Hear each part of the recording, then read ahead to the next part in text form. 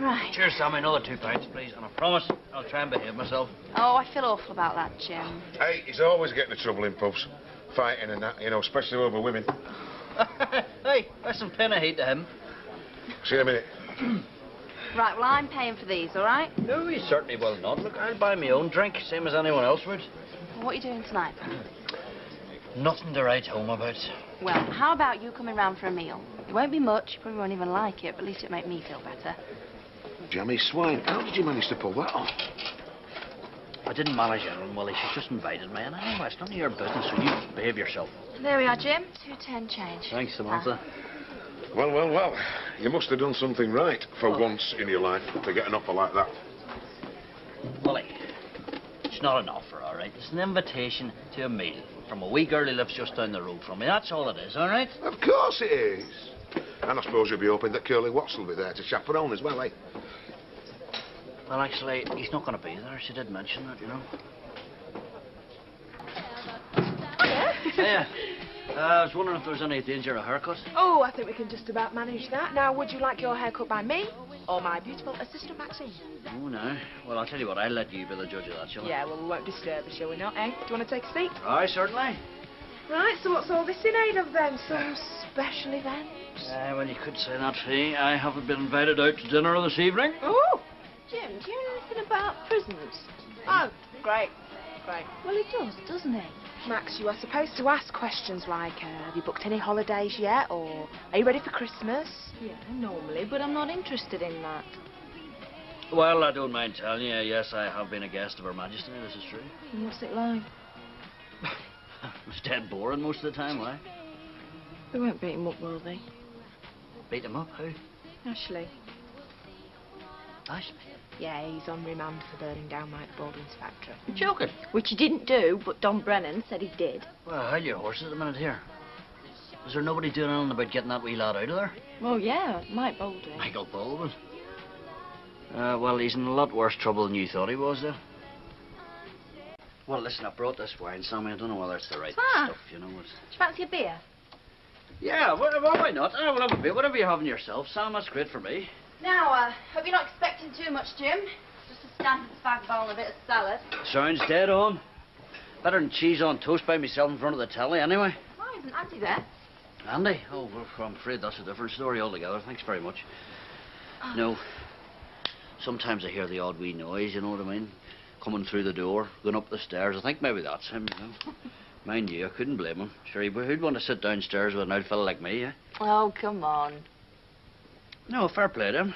I mean, no more than I wanted to sit downstairs talking to my parents all night, you know. Why? How old are you?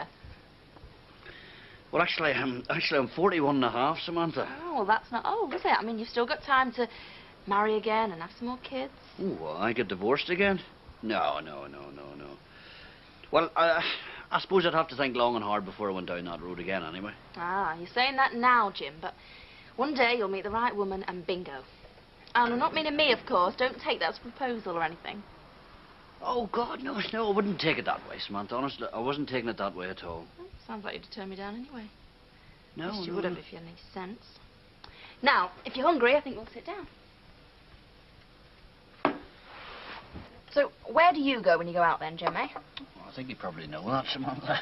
Turn right out your front door. 20 hours and I'm there at the Rovers, yes. Exactly. And all you want is a pint of bitter with your mates and a chat, right?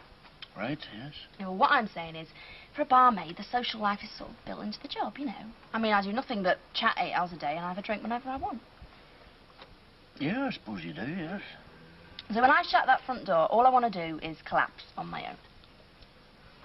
So, you think you'll always be like that, Sammy, you know, wanting to be on your own? Oh, I don't know. Well, I'm doing this job, yeah, I suppose I do. Yeah, but people don't understand that, you see, Jim. I mean, Vera's always saying, a nice girl like you can't want to sit at home every night by yourself. And I say, yeah, I do. Well, OK, how's this? I promise I'll never say that to you. Oh, I don't mean I'm some sort of hermit or anything like that, but... I mean, I get 8 hours a day of other people's company, and that's enough.